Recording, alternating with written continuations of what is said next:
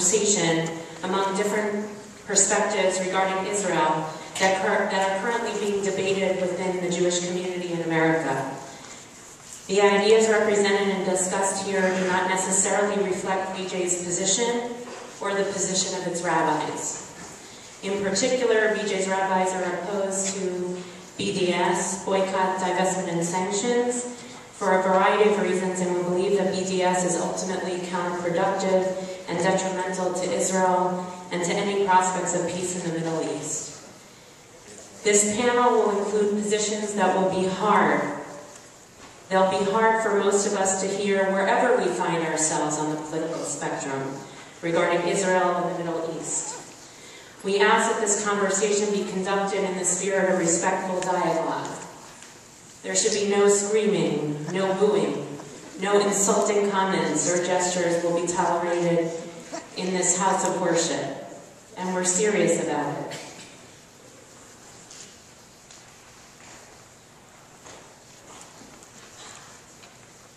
There'll be a time after the panel for questions to be collected on index cards, and J.J. Goldberg, who's monitoring the panel, will collect the questions and then sort through them to ask the panelists. We are grateful for these panelists who join us in their respective organizations and to our moderator, J.J. Goldberg. Now I'd like to introduce J.J. J.J. Goldberg is one of the most respected voices in contemporary Jewish journalism. His writing appears weekly in The Forward, where he is the senior columnist after serving 7 years as the editor-in-chief. Under his leadership, The Forward grew to become the most honored and authoritative Jewish newspaper in America. In the past, he has worked as the U.S. Bureau Chief of the Israel news magazine Jerusalem Report, as managing editor of the New York Jewish Week, and as Metro and crime reporter for a Hebrew language weekly in Los Angeles. Mr. Goldberg is the author of several books on American Jewry, including Jewish Power, Inside the American Jewish Establishment. He has been a frequent contributor to the op-ed pages of the New York Times, the Los Angeles Times, Newsday, and many other journals. He has been appointed to numerous Israeli and international study commissions on Israel diaspora relations and the Jewish future. Before entering journalism, Mr. Goldberg spent most of the 1970s living in Israel, where he worked as an education specialist with the World Zionist Organization and was a founding member and Secretary General of Kibbutz Gezer. We welcome all the panelists and our moderator, J.J. Goldberg.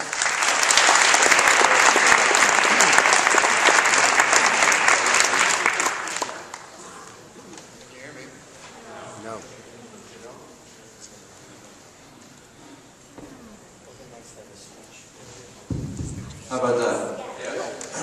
After that introduction, I think I should just leave now. There is a long, rich tradition, in the Jewish tradition of the scope and parameters of civil dialogue. The rabbis have many, many examples of it. One story of a rabbi who visited a new village in Poland to spend the Sabbath, and when he went into Sabbath services, he noticed that after the Amidah, the standing 18 prayers, and before the Alenu, the closing prayer where you say the half Kaddish, half the congregation sat down, and the other half of the congregation stood up. And the half of the congregation that was standing yelled at the half that was sitting down to stand up, and the half that was sitting down yelled at the half that was standing up to sit down. And it went on for quite a while. It was a tumult, and finally the visiting rabbi went up to the rabbi of the congregation, and he said, "I don't understand. What is your tradition here? Is your tradition that you sit during the half Kaddish?" He said, "No, that's not the tradition." He said, "Is it that you stand during the half Kaddish?" He said, "That's not our tradition." He says, "But everybody's standing there yelling at each other." He says, "That's our tradition." Having said that, Rebecca Vilkomerson is the executive director of Jewish Voice for Peace. She has over 15 years experience in community organizing, advocacy, and program development in the United States and Israel. She lived in Israel with her family from 2006 to 2009, and her younger daughter has her birthday today. She's a member of Congregation Kolot Chayenu in Brooklyn, which is one of my favorites, and we put her on the Forward 50 most influential Jewish leaders of the year. last year. And so, with no further ado, Rebecca.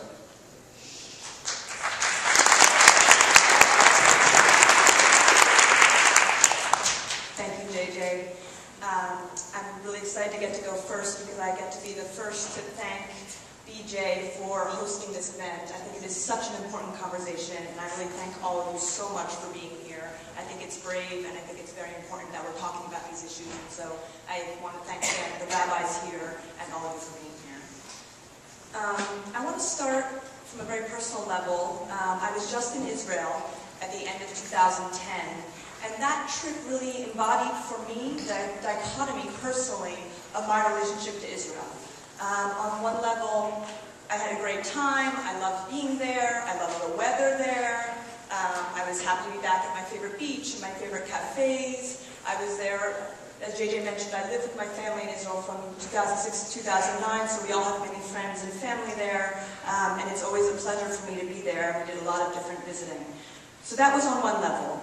On the other level, on the first Monday that I was there, I was in the court in Tel Aviv when my friend Yonatan Pola was sentenced to 3 months in jail for peacefully and non-violently protesting the siege of Gaza by participating in a critical mass demonstration in 2008.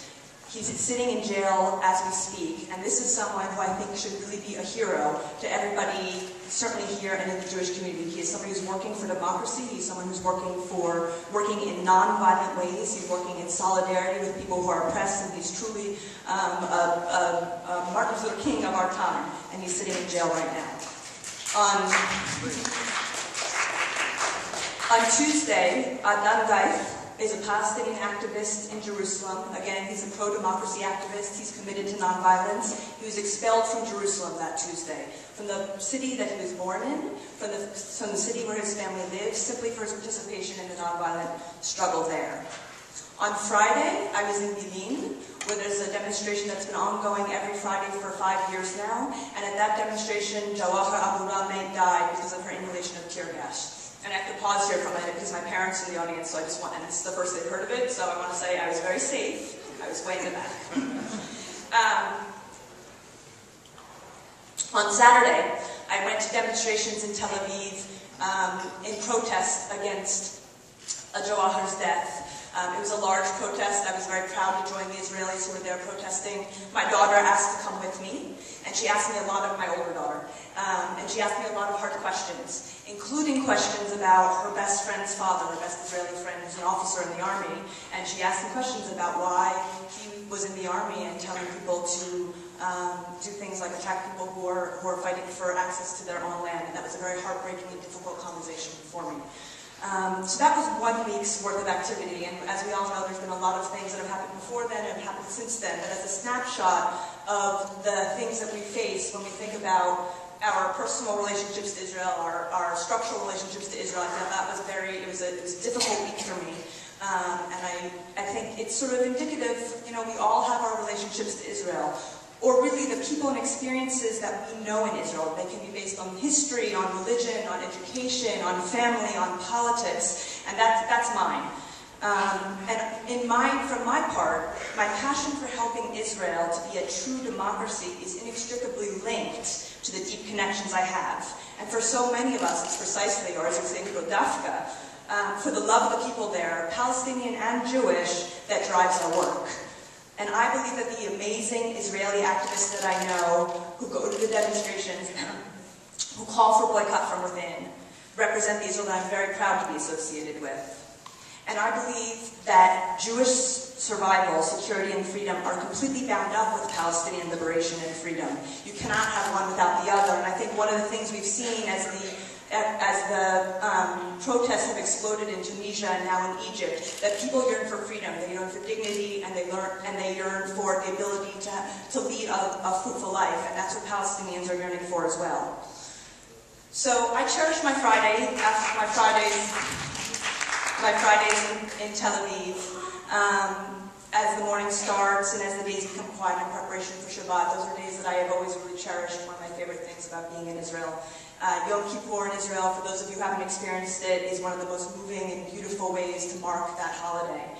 But I also do know that Yom Kippur, and on every other Jewish holiday, that Palestinians face additional closures, roadblocks, and restrictions on their movement. That is the paradox that I think we all, if we're honest with ourselves, have to face. I just can't believe that Jewish life in Israel requires occupation and inequality. And I have to say that if that's the precondition for that community feeling that I do feel when I'm there, I don't think it's worth the price. We've seen that silence in the face of occupation and bigotry threatens vital Jewish life. And I'm thinking about some of the things that are happening in Israeli society right now, the attacks of the women on the wall, the attacks on human rights organizations in Israel. Israel is becoming more and more right-wing. You could say that the occupation mindset is coming home to Israel in a very disturbing, in fact, terrifying way. But the hopeful part is that I don't think that Jewish life in Israel requires this kind of occupation and this kind of inequality. And I can imagine a different reality. And that's why I believe that criticism, really strong criticism of Israel, is actually a deeply hopeful act. It's an act of investment in the people there.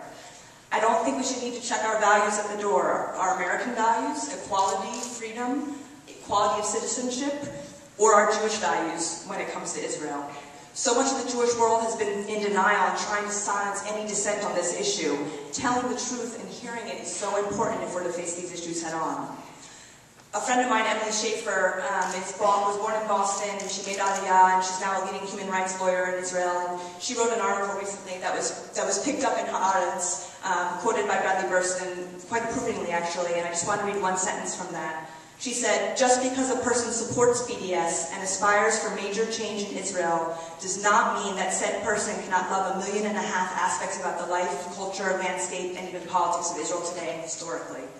For those of you who don't know, BDS is boycott, divestment, and sanctions, and I'm sure we'll talk more about it later. I'm just focusing for now on our sort of the discussion about how to talk about this in our community. So that sort of encapsulates my feelings about not just our right to critique Israel, but really our responsibility to speak out. And while I think it's hard for anyone to question my own connections to Israel, I do hear a lot of critique of the BDS movement in particular, and Felicia actually referred to this, that some parts of the movement don't have Israel's best interests at heart. And the truth is they don't. It cannot be demanded of Palestinians to deny themselves their struggle for freedom, that their own rights must be given up for the sake of our comfort. It does make us uncomfortable and afraid, because we would have to give up some of our privileges to end the relationship of occupier to occupied, but that doesn't negate the justice of the call, or its legitimacy, or its commitment to nonviolence. And I think it's important to add that the BDS call is based on a call for rights, and not on anti-Semitism, not on an ideological opposition to Judaism or to Jews. It's a call to change behavior, and it will end based on behavior. One of the things that makes me proud to be an American Jew is our history of struggle on the side of the oppressed. And I think justice has really been a central tenet of Judaism throughout the ages. And that Jewish identity in the United States has been largely reduced, obviously with important exceptions, to supporting Israel and learning about the Holocaust is actually a great loss. In most communities, to practice Judaism, you have to be willing to check your political values at the door, at least when it comes to Israel. That there's a litmus test to being included in your religious community based on your political beliefs. And that's extremely off-putting to so many Jews, especially young Jews, who would like to be part of that community. That's why I was so proud of JVP in New Orleans. Many of you probably have heard, and probably have varied opinions, of our Young Jewish and Proud, our sort of youth wing, that disrupted Bibi Netanyahu's speech in New Orleans back in November. What you might not have heard about the declaration is the declaration that the young people who were there wrote collectively, which I think is even more important. It's actually a call for a radical reimagining of what Jewish life here in America can be. You can pick up the whole thing at our table over there, but I'm going to close with an excerpt from it. We exist. We are everywhere. We pray 3 times a day, or only during the holidays, or when we feel like we really need to, or not at all. We are your children, your nieces and nephews, your grandchildren. We embrace diaspora, even when it causes us a great deal of pain. We remember. We remember slavery in Egypt, and we remember hiding our celebrations and ritual. We remember brave, desperate resistance. We honor a legacy of radical intellectuals and refugees. We remember the labor movement. We remember the camps. We remember when we age too quickly. We remember how to build our homes and our holiness out of time and thin air, and so do not need other people's land to do so. We remember solidarity as a means of survival and an act of affirmation, and we are proud. We refuse. We won't buy the logic that slaughter means safety. We will not quietly witness the violation of human rights in Palestine. We commit. We commit ourselves to peace. We commit to re-envisioning homeland to make room for justice. We seek breathing room and dignity for all people. It is our sacred obligation. We will not stop. We exist. We are young Jews, and we get to decide what that means. Thank you.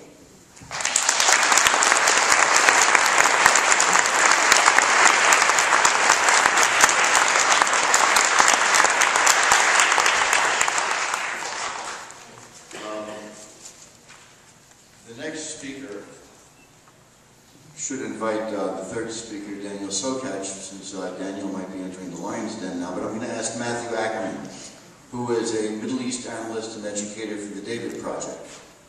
If you're familiar with it, the David Project is a pro-Israel educational institute. It mainly works with college students, and it helps them to learn how to advocate effectively for the Jewish state. So Matthew leads workshops on Zionism, the Israel-Arab conflict, and related issues for adults and students. He contributes to the David Project blog. He previously was a research analyst for the Anti-Defamation League. He's got a lot of experience speaking on behalf of Israel, and today he's going to speak about what on behalf of Israel means and doesn't mean. Matthew.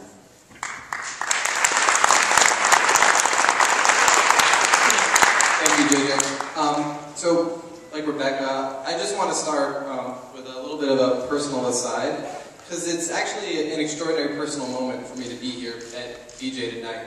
I actually was first exposed to BJ nearly 10 years ago, in the summer of 2001, when I was in the United States on break from being a Peace Corps volunteer in Ecuador. And I was here in New York, and my cousins, Amy and Todd, who are sitting right up here in the front and are members here at BJ, gave me a place to stay and brought me along here to Friday night services. And at that point in my life, I wanted as little to do with Judaism, and I could add Israel, as I possibly could. And that was so because growing up, I had been exposed to a Judaism that was completely without meaning. But that night here, for the very first time, I was exposed to a Judaism that was instead rich with meaning and joy. And it was really a transformative experience for me. So I do want to thank you all here at BJ, just for being who you are every day, because it really is not too much to say that I wouldn't be living the life I am today if it wasn't for you. So thank you all very much for that. That said, I'll dive into the content of my remarks. So specifically, JJ asked us to consider what the responsibilities of American Jews are to Israel. And I would say that they are primarily twofold. The first is to understand and tell the story of the Jewish people in Israel, which is rich and deep. It is a story that begins, according to our tradition, more than 4,000 years ago with Abraham, and continues through the Israelite conquest 3,000 years ago. And the Israelites were transformed into the Jewish people through their experience in the land of Israel. And it was a land that became known throughout the entire world as the land of the Jews, right up until the final expulsion in 70 by the Romans, who renamed it Palestine in an explicit attempt to try to erase the Jewish connection. These latter points are not only a matter of our tradition, I think it's worth saying, but historical facts. If you go to Rome today, you will see carved into stone depiction of the Roman destruction of Jerusalem on the Arch of Titus. Coins from the era, produced by both the Jews and the Romans, note both the Jewish hope to be free of Rome and the Roman intention to crush that hope. In Jerusalem today, you can actually walk the steps up to what used to be an entrance to the Temple Mount Plaza, where the temple still stood, and you can see very clearly the now bricked up archways that the Jews would pass through on their way up to that site. This is amazing, incredible history. The deep connection that was fostered between the Jewish people and the land in this 1,000 years became elemental to what it means to be a Jew. Of course, Jews always remained as a minority in the land, But even for Jews outside, whether in Baghdad or Cordoba or Lvov, eventual return to the land of Israel and the idea of the land of Israel remained essential to their understanding of themselves as Jews and the relationship of the Jewish people to God and humanity. A few short examples, I think, testify to the deep resonance of the land of Israel to the Jewish people throughout the 2,000-year period when we didn't have sovereignty there. Yehuda Halevi lived and thrived in Spain in the 11th and 12th centuries, and is remembered most today for his poetry of Zion, which beautifully described his deep yearning to return to the land of Israel. The Rambam, Maimonides, was born in Spain in the 12th century, and he too retained a strong desire to live in the land of Israel, and was buried there, in Tiberias, at his own request after his death. And you can go to Tiberias today and see his tomb. Yosef Karo, the writer of the Shulchan Aruch, lived and worked hundreds of years ago in Sfat, a city in northern Israel. It was also in Sfat that the Chadodi was written, and it was to the beautiful hills surrounding that city the first Kabbalists first sang that song, welcoming the Sabbath bride. All of this, of course, is without even mentioning the ubiquitous mentions of Zion, the land of Israel, and Jerusalem in our tradition. Both Pesach and Yom Kippur conclude with a communally recited wish to be in the next year in Jerusalem. Our weddings conclude with an invocation of the destruction of the temple. And it is probably more difficult to find a blessing in our Siddurim that does not invoke Jerusalem in the land than it is to find one that does. All of this means that there is no way to divorce the land of Israel from what it means to be a Jew. Exactly what that relationship is, of course, not easily defined. But the land of Israel is as important to our sense of ourselves as a people as the Torah. The story of the modern return of the Jews and their millions to the land and restoration of Jewish sovereignty there is nearly equally important to tell. It is a story filled with brilliant thinkers and idealists from a wide spectrum of political beliefs. It includes extraordinary heroism, thrilling biographies, and is as the real-life story of a people's return to sovereignty in their ancestral homeland after a 2,000-year break, as well as their recapture of their native language as a native spoken tongue, a uniquely amazing one in all of human history. Simply the existence of modern Israel, from the beautifully preserved Jewish quarter in Jerusalem to the depth and quality of modern Hebrew literature, is a miracle. And it is a state that has, in many ways, very successfully been both the modern democracy its citizens want it to be, while at the same time building a connection to the Jewish past with the land. The problem for us in how we talk about Israel is that we have lost these stories. These were all certainly things I did not know when I came to BJ 10 years ago, even though I had been bar mitzvahed and dutifully sent to Hebrew school. Our crisis when it comes to Israel is ignorance. The solution is to finally teach our children and young people the story of the Jews and the land of Israel in a way we never really have before, and to inculcate within them and ourselves a feeling of deep love and attachment to the land and the modern Jewish state that is in it, as well as giving them the ability to talk to other people about it in a fact-based way. These are the deepest responsibilities toward Israel we have. On most days, that should be enough. But of course, every day it won't be. Because there are problems. Israel, like any state, is not perfect. And it continues to face, sadly, violent conflicts with no easy solution. If people think that the way they can enter into a connection with Israel is through discussion of the conflict, we should not avoid that. We should dive in with an eye toward trying to build that feeling of affection, but engaging with the questions at hand. But in these discussions, there should be a very clear red line that we draw. And that line is the question of the moral legitimacy of a Jewish state. This is the second part of our responsibility. That means that our public discussions, the people we invite to speak at our synagogues, the articles we publish in our magazines, the organizations that claim to speak on behalf of Jews, should never cross the line of questioning the moral legitimacy of the past, present, and continued existence of Israel as a Jewish state.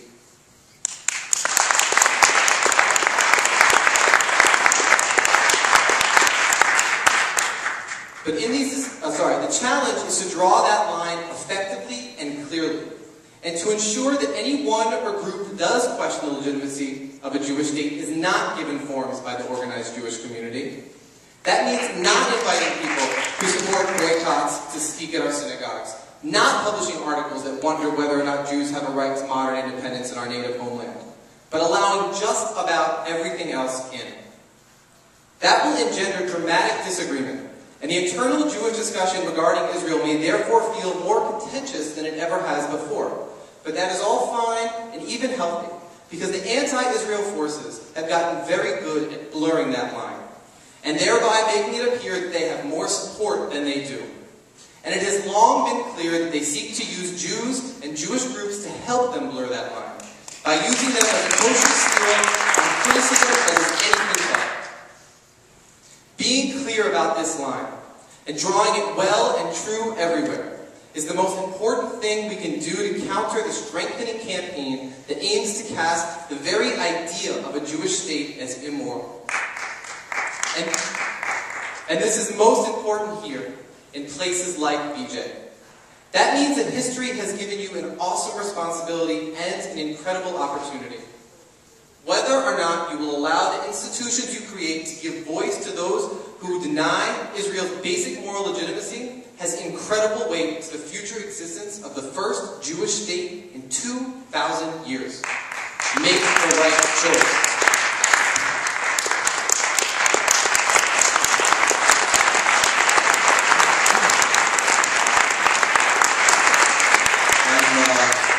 Glad that people are enjoying.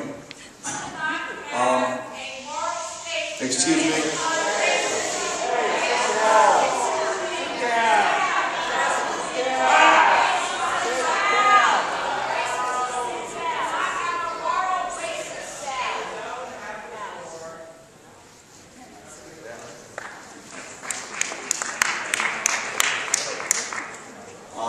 I suspect that the more we clap for the people we like, the more we encourage the people who don't like them to get up, and it intensifies the mood if you act as fans rather than observers.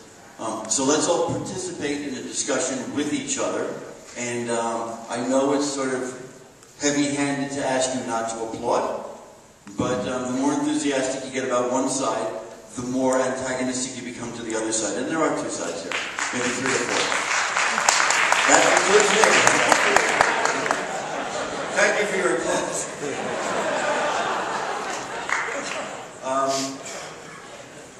Now, Daniel Sokatch is the Chief Executive Officer of the New Israel Fund, which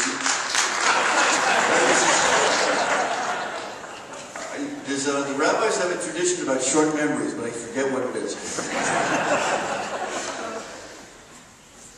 Before he joined the New Israel Fund, Daniel was the Executive Director of the Jewish Community Federation of the San Francisco Bay Area, which has a much longer name that I'm going to skip.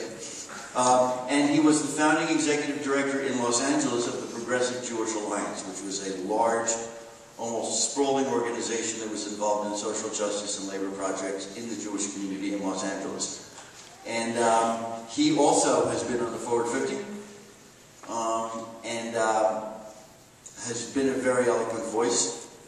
And Daniel is going to probably try and thread the middle ground between us and see if we can agree on something. Daniel. I think the only heavy-handed thing you've done thus far, JJ, is deny me the right to get applause.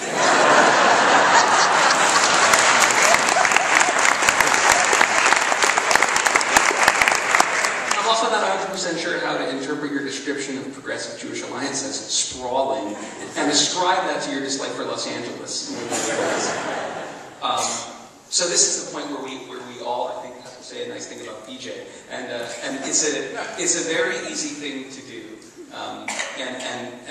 and that's because, as you both said, as Rebecca said, because on the public and general level, despite the interruption we just had, or perhaps the interruption we just had puts a finer point on it, this is exactly a form in which none of these voices are being excluded.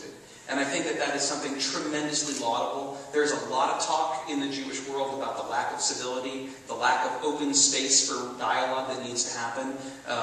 There's a lot of talk that we are all very familiar with about why it is that Israel seems to make us as a people so crazy. And I think that, Dafka, we are seeing an example here tonight of the way that you do it. And so I just think that our kippas have to be off to you, the leadership of BJ, for inviting this. We keep calling it hard and difficult. I'd like to say precious and meaningful conversation into your home. On a personal level, I have to say, one of the things that I love about BJ is that for me, you've always been a beacon for never forgetting, and I know this comes in no small part due to your rabbinic leadership's origins, but you always remind us that issues of human rights and human dignity and Judaism and social justice are inseparable. And I think that you have been a beacon to an emerging Jewish world that tries to replicate that in many, many places. So thank you for what you've done for us all. Normally people would clap, but I just but now, because of JJ, so Matt said that he thought that the sort of the American Jewish You're going to bed without dinner. That was, for those of you who could not see it, senior rabbi here.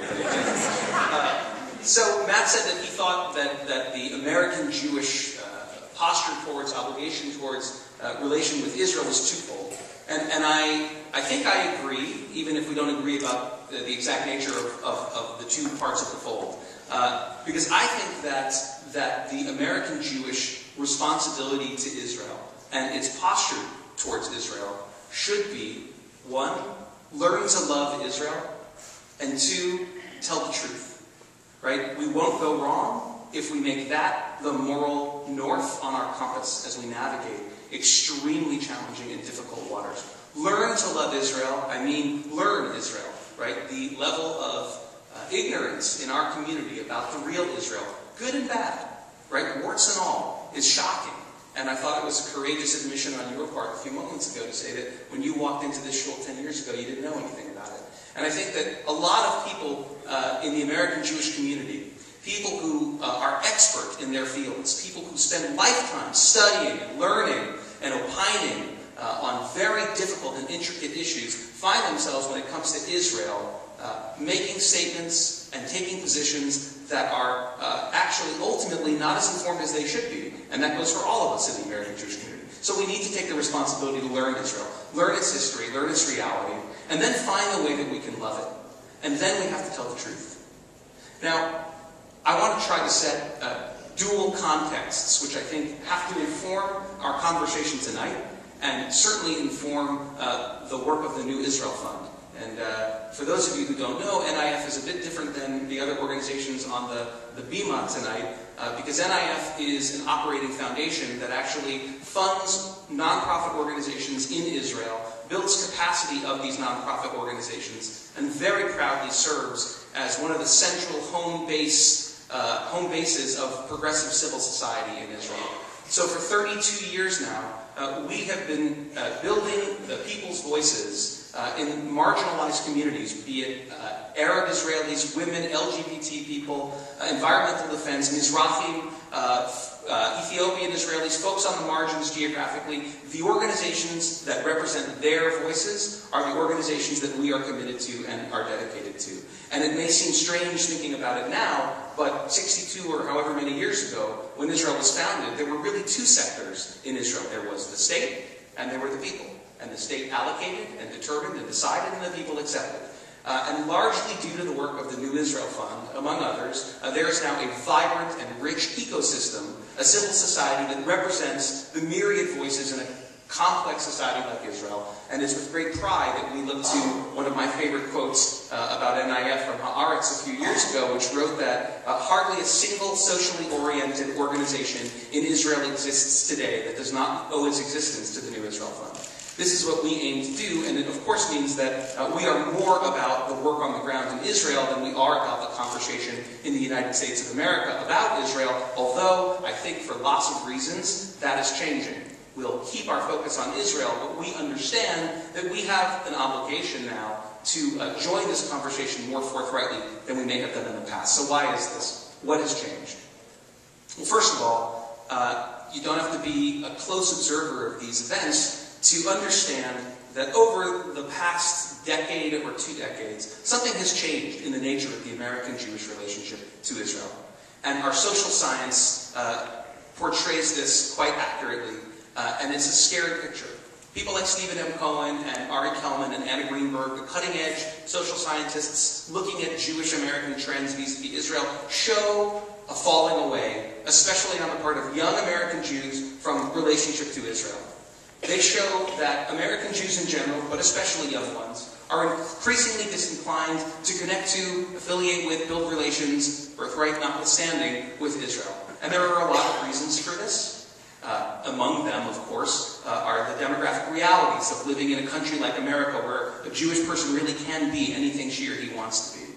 There are the factors having to do with Jewish community, changes, intermarriage, different kinds of Jewish expression, a multiplicity of identity that characterizes young Jews. But there's also something else, and Rebecca referred to it, and she was paraphrasing something written by Peter Beinart in the New York Review of Books last May in a landmark piece called The Failure of the American Jewish Establishment. And remember, I spent a year in the American Jewish establishment, as JJ said. A regular thought on one foot, what Beinart says is the following. American Jewry has a political culture, and it is an extremely liberal political culture. 2 years ago, almost 80% of us voted for Barack Obama. The only election in the 20th century where the Democratic candidate for president didn't get the majority of the Jewish vote was when Eugene V. Debs ran in the early 20s, thus splitting the Jewish vote between the Democrats and the Socialists, giving the plurality of the vote to the Republicans. So we are a liberal people in this country. It is a genuine, authentic political culture, and the statistics are about right. About 70 to 80% of us subscribe to those basic tenets. Right? We can argue how or why this is, or what the connection to Judaism is, but for well over 100 years, this has been who we are. And what Beinart writes is that the Jewish American establishment pays a certain amount of lip service to this reality, but requires that those values be checked at the door to Zion, as he puts it. Right? Now, this worked pretty well for a number of years and for a couple of generations for a lot of reasons, but it doesn't work anymore. And so the vector of drift and disaffiliation that I mentioned earlier is being accelerated by something that is happening in Israel. Something that 2 weeks ago, Likud minister without portfolio Benny Bacon described as, quote, something dark. And I want to talk a minute about that dark movement in Israel, which consumes so much of what NIF works on right now, and which must concern all of us who are proud to be in loving relationship with Israel. Whatever you call yourself, right? A Zionist, or a post-Zionist, or pro-Israel, pro-peace, pro-democracy, whatever you call yourself, if you care about Israel's secure future, you must be concerned about the second vector I want to discuss. And the second vector can be seen in a funny way through the lens of the experience of my organization, the New Israel Fund, over the last year. And it is with a certain trembling irony that I remember the last time I sat right here. I think you had built a stage at that time. But I sat right here, right in front of this congregation, when the New Israel Fund began, as we're about to begin tomorrow. We were on the eve of our board meeting. It was my first board meeting as the CEO of NIF. And we had a program here at BJ the night before. And it was just at that moment that we learned that NIF had been subjected to an unprecedented attack by an organization that had emerged seemingly out of nowhere and that was claiming that New Israel Fund, through its organizations, was responsible essentially for the Goldstone report.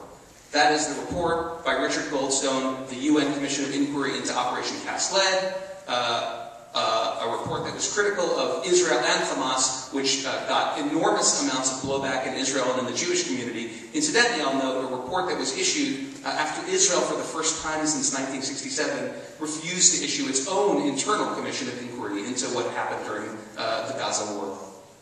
So the report against us was quickly debunked. It turned out only 2% of the material in the Goldstone report came from NIF grantees. And that 2% of material, I have to say, we are proud of. We support groups like B'Tselem and the Association for Civil Rights. These are leading Israeli human and civil rights organizations who have as their job not to validate a government position, but rather to make an investigation about allegations of wrongdoing, report on it, and ask the government to follow up and investigate. Their job, like the ACLU here, right, is to hold up a mirror to the face of society and say, is this what you want to see, this reflection? So their reportage was merely of that sort, and we all felt very validated when in August of last year, the IDF itself publicly thanked B'Tselem and our other human rights organizations for their reportage during Operation Cast Lead, citing it as the reason why the IDF changed its operating procedures when it goes to war in civilian areas. So the Inter Tzu, this is the name of the student organization that made the allegations against New Israel Fund, attack quickly became apparent quite quickly that it really wasn't about the New Israel Fund and Inter Tzu. That really what was happening was that something new was happening in the Israeli political scene. And there are a lot of reasons for it, but I think Yossi Alfer, on April 22nd of last year, in an op-ed in the New York Times, summed it up best when he said, "My country is now ruled by a governing coalition made up of right-wing religious, right-wing settler, right-wing nationalist, and right-wing Russian community interests bent on pursuing a regressive agenda." And that agenda had to do with defending the settlement enterprise, shutting down voices of pluralism when it came to religious freedom and religious pluralism, and quieting internal dissent and critique, the kind of tochecha, or loving rebuke, that New Israel Fund exists to support in Israel, right?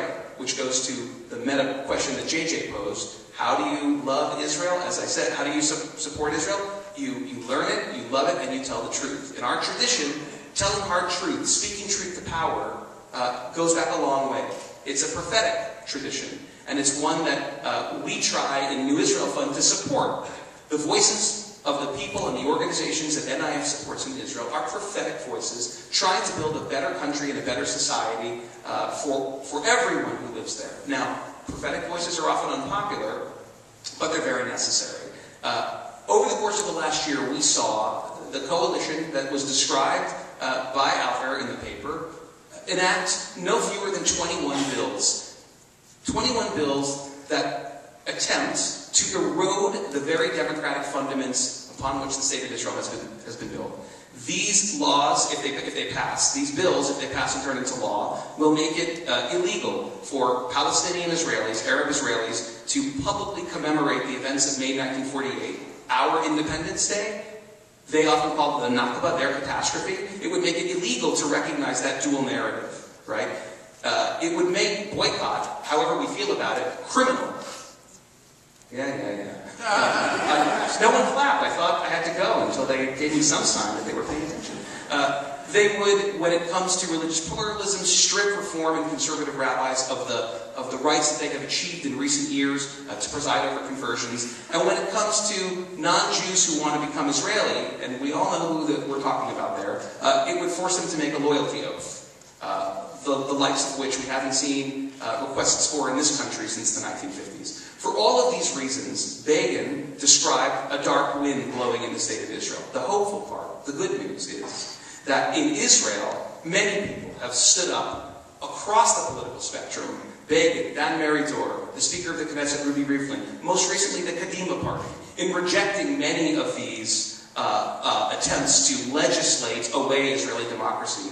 And heartening for our purposes is here in the United States, we at NIF no longer feel alone, because American Jewish voices, including those in the mainstream, voices coming from the ADL and the American Jewish Committee, have also raised loving critiques and rebukes of this policy in Israel and said, we do not want to see Israel deviate from the path set forth in the Declaration of Independence, which enshrines the fundamental values that Israel must be a vehicle for the national sovereignty of the Jewish people, as well as a free and open and equal state for all of its citizens.